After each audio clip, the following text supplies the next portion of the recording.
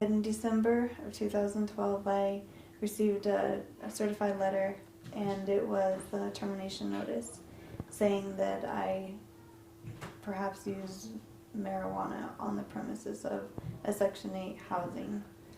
And so once I got the termination letter, I had to submit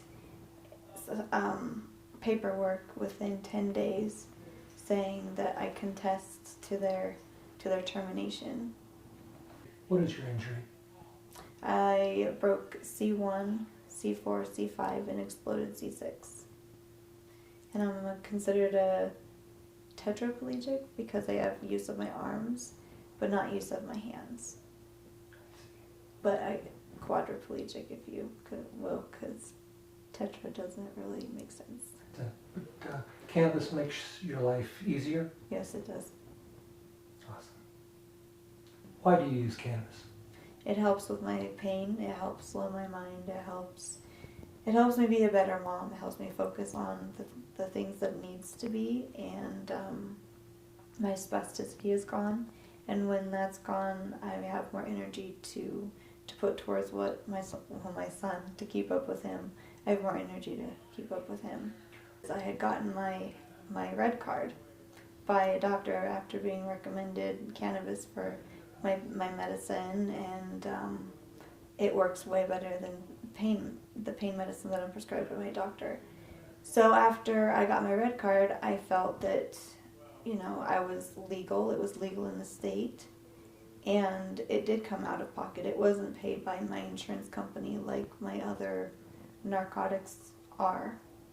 And so they say to put every medical receipt and everything that you pay out of pocket in your receipts.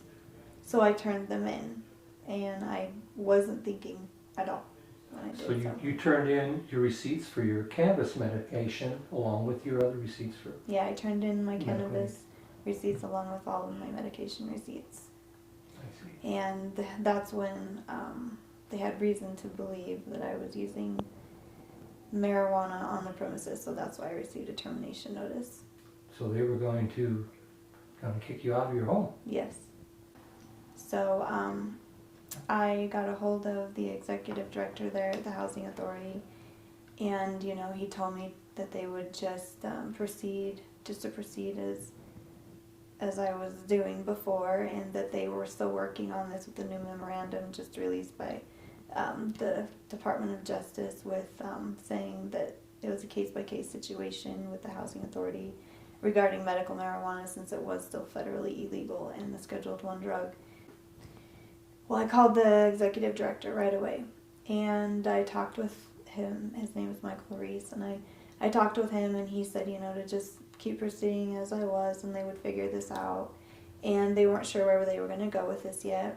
And I then had a reevaluation at Craig Hospital, where I have to get reevaluated every 2 years to see how I'm doing, medically wise. And so after I called Michael and I talked with him, and he said that it was okay just to proceed as I was doing, I went to Craig Hospital and did my reevaluation, and then I was called up, and they had to go along with the protocol.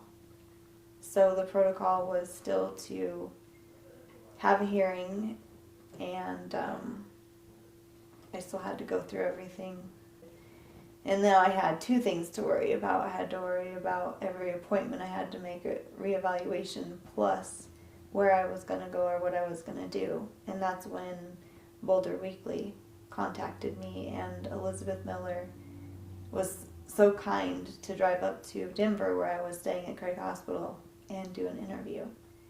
After the Boulder Weekly came out, I was contacted by a few people, a few lawyers, and I really connected with one. And after I called him, I told him, I had talked with Congressman Polis, and I had also talked with Congressman Gardner, and he was sympathetic in my case, but,